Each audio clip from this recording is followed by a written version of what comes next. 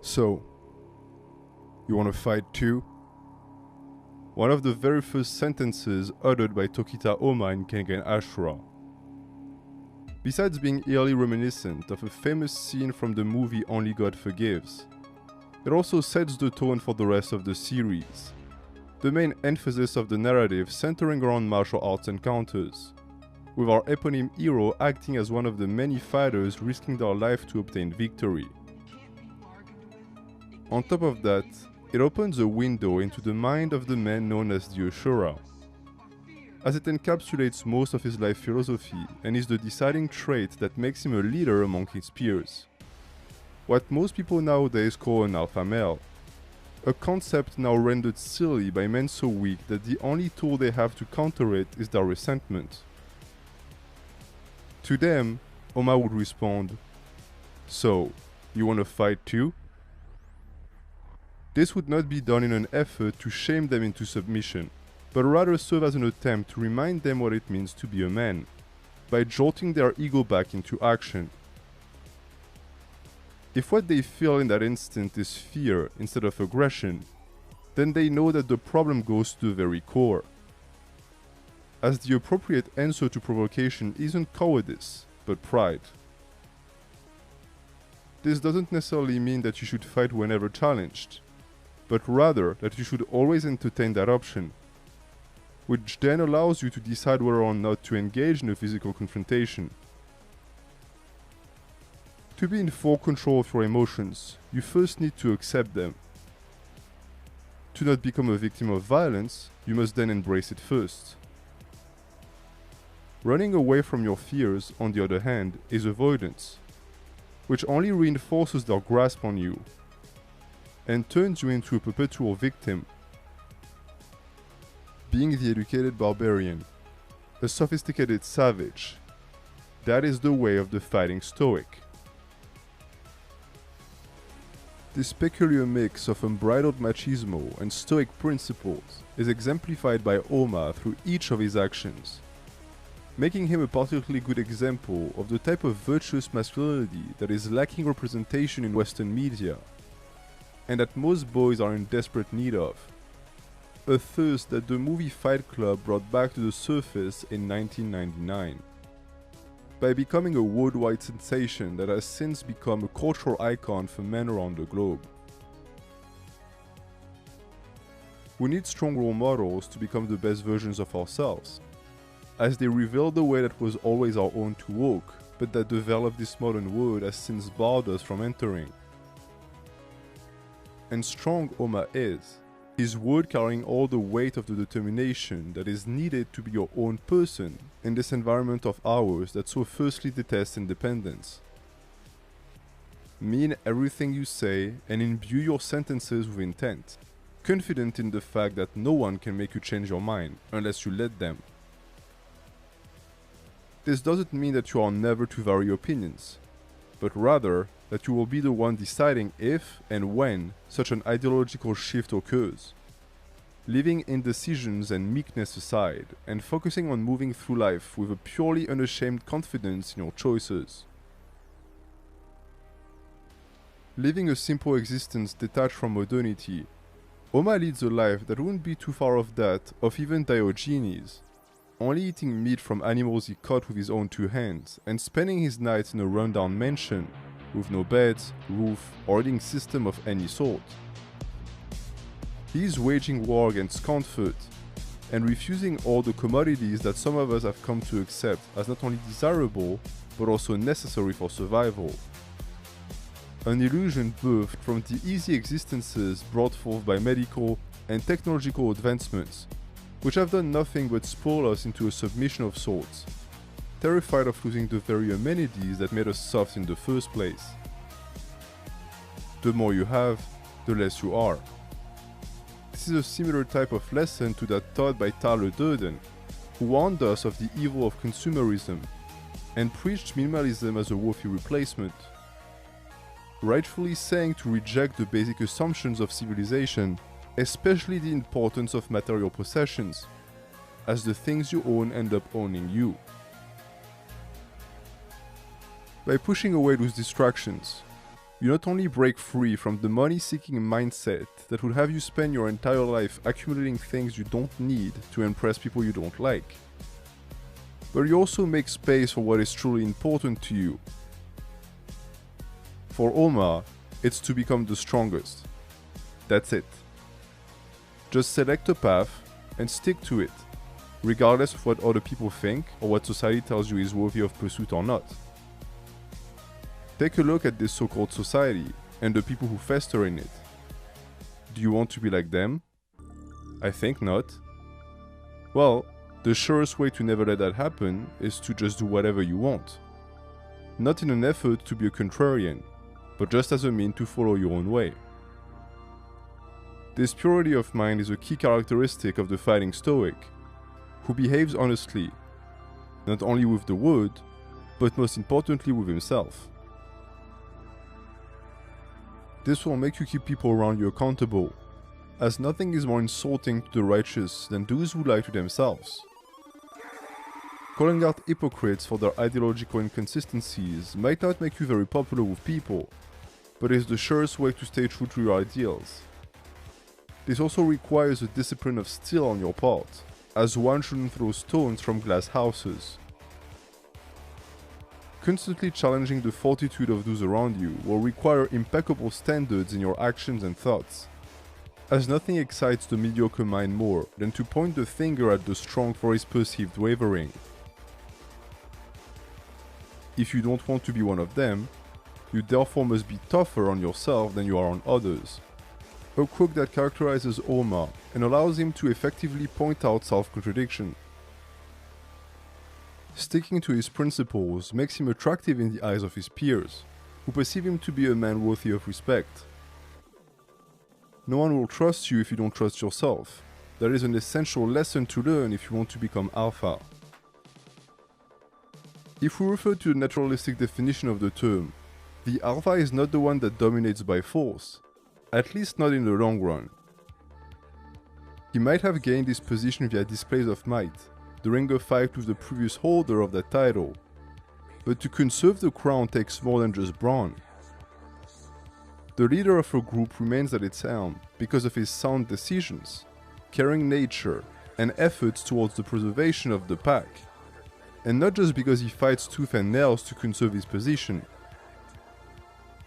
Any alpha that stays in power through terror is no true alpha, as the group he leads is now made up of slaves instead of individuals, which defeats the very concept of the collective. Instead, you want people to follow you because they perceive benefits and not because they are coerced into it. The right way to accomplish this is to lead by example. Just by being, you also allow others to be. This is the true meaning behind the saying, "You wanna fight too?" It isn't meant as a way for the alpha to crush the beta and remain top dog. Rather, it is an invitation to join the dance. "Do you wanna fight too?" means, do you want to take a shot at becoming the alpha? Do you want to become a leader?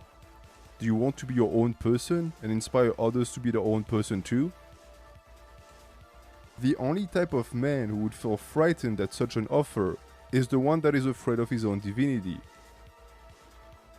Most people believe that failure is what ought to be feared. As a result, they dread opportunities themselves, because these represent the potential chance for a fuck-up. The mindset I just described is the surest way to live a life that will amount to nothing in the end.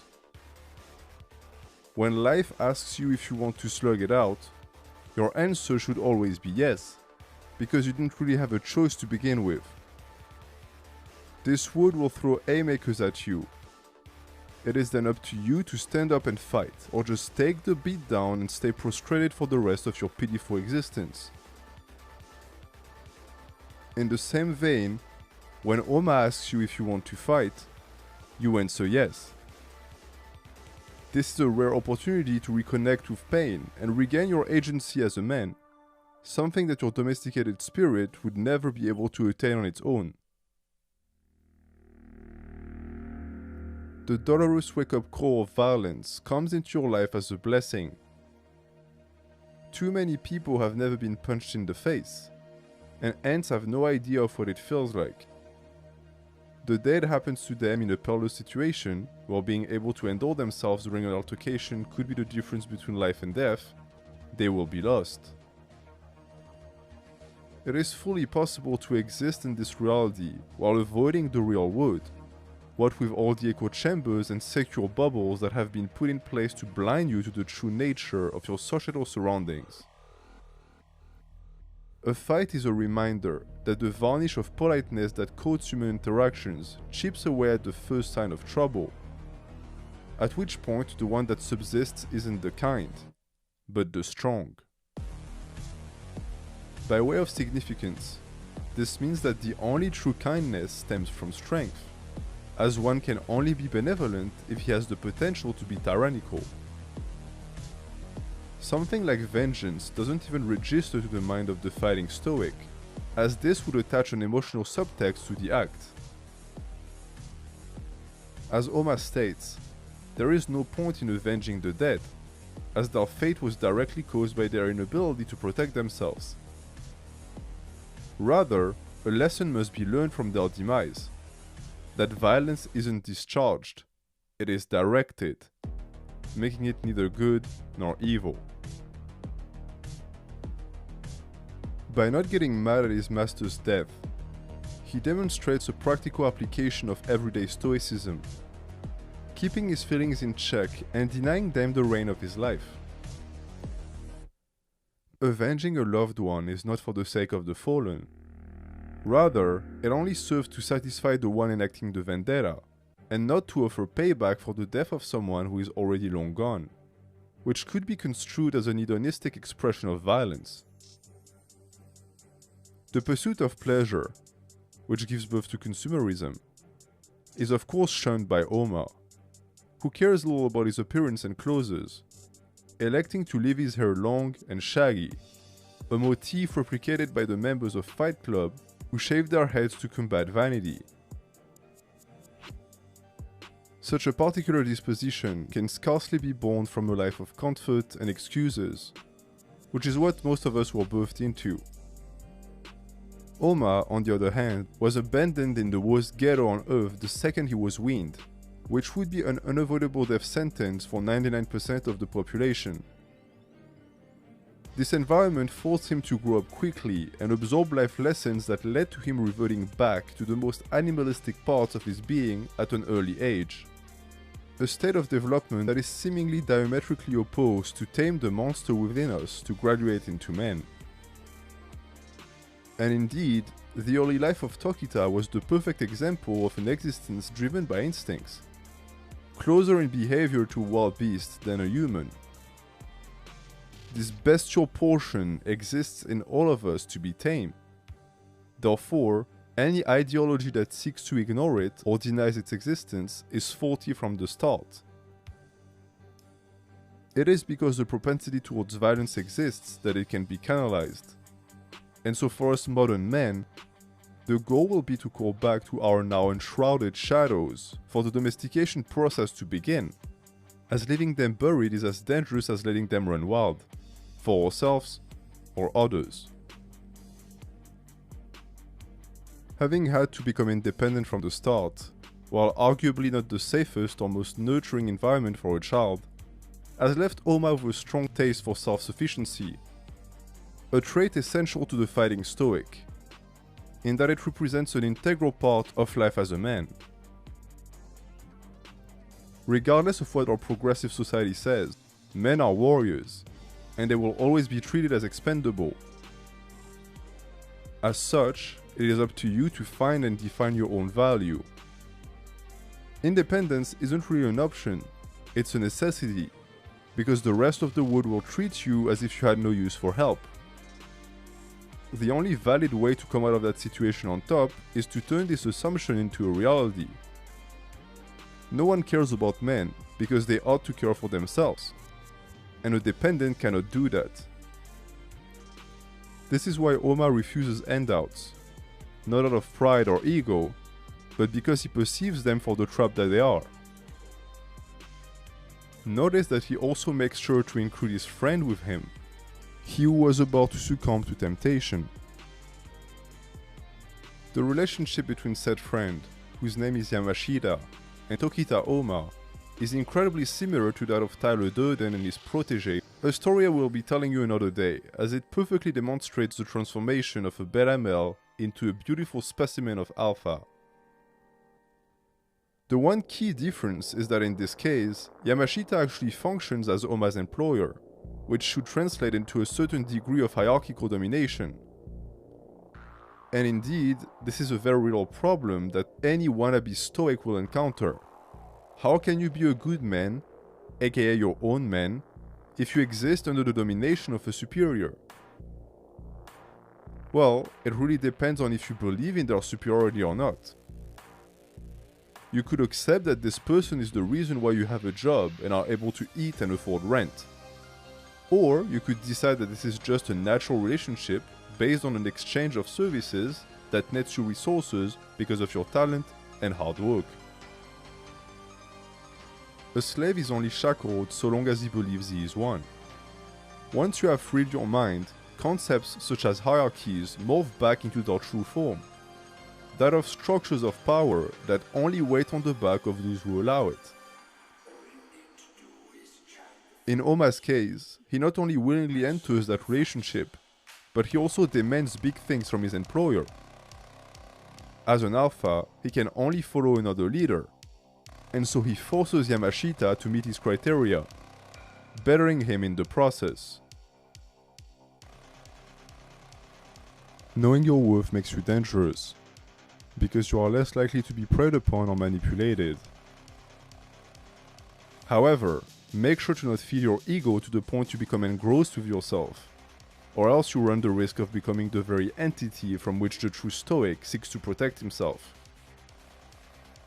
This degenerative expression of the overconfident mind possesses all of the characteristics usually attributed to the stereotypical notion of the alpha male. Often domineering instead of dominant, depriving instead of nurturing, and attention-seeking instead of self-driven. To achieve balance as a leader takes self-awareness, a trait that Stoicism elevates to the rank of art. Its key concept being that anything man formulates is opinion, henceforth creating a clear distinction between objective and subjective notions. You can believe yourself to be of worth, while at the same time keeping a clear tab on your capacities and limits. Something Ohma demonstrates perfectly when he readily accepts to be reminded that he lost a fight. As he put it, "Why would I be mad over you stating facts?" Understanding what is within and without your control is the first step towards mastering your mind, a principle that starts and ends at the acceptation of your own death, an event that will be occurring no matter how much you struggle against fate.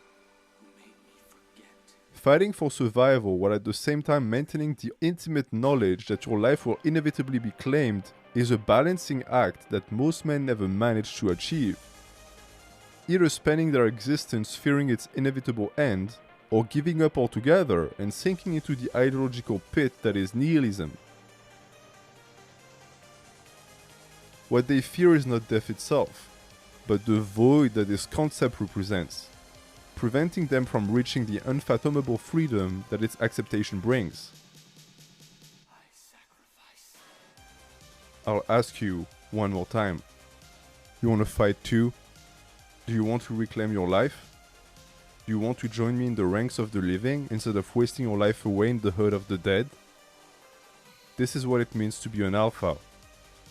It's not puffing up your chest, chasing instant gratification, or accumulating riches. All of that takes you away from your true calling in life, that of becoming the best version of yourself and inspiring others to do the same. To get to that place you were always meant to be will only take one thing: the will to fight. Ohma, by his very existence, reminds you that this energy exists, because if it is within him, then it is within you as well. As a leader, he doesn't press forward for his sole benefit alone. Rather, he does so to show you the way, and to prove to you that it can be done. In a sense, he holds the most dangerous of positions, because if he falters, the group falters as well. This role is not a sustainable one, and it shouldn't be one to start with, as the alpha really only serves as a model that will eventually be replaced by the very individuals he aimed to inspire. That individual, which became the alpha of the group as a result of a will to power, ends up benefiting the collective through his self-serving ways, by prioritizing its evolution, giving birth to more strong individuals via ideological parthenogenesis. Each leader creates 10, and 10 create 100. The idea that some people are born to be alphas, while others are born to be betas, is an irremediable misunderstanding of that simple social dynamic, due also to the pernicious belief that the role of a leader is to crush and take advantage of the masses he managed to conquer. In truth, the alpha is the you that you wanted to be, but never could be. It is that version of your being that you have always envisioned as your ideal, but that never came to existence because of your own fears and inadequacies. If you are a beta, it's because you live like one. If you truly want to make a change and retake control over your future, then heed the words of Ohma Tokita and start living your life as a fighting Stoic. The reason why you could never be the you that you always wanted to be isn't because you weren't meant to, but because you never meant to. It's time you finally be the person you want to be, not just for your sake, but also for that of those around you, who are waiting permission to do the same. Fight on.